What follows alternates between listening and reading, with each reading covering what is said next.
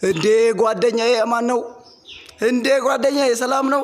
ሰላም ነው። ዛሬ ከየት ነው? ከዚሁ ነው። እኔ የምልህ እናንተ ጋር 200 ብር ተጨምሯል አሉ። እንዴት ነው? መጨመሩንስ ተጨምሮ ነበረ። ምን ያደርጋል እባክህ? ምን ነው? የለም እባክህ ወርደን ዘጭቻለን እኮ። እንዴት?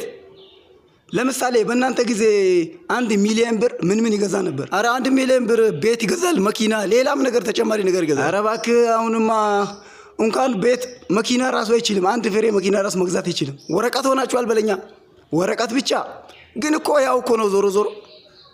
እንዴት?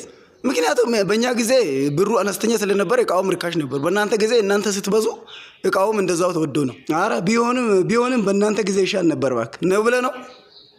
አረ ይሻላል። እስኪ እናንተ ተናገሩዋ። ከኛ ጊዜና ከነሱ ጊዜ የማን ጊዜ ይሻላል?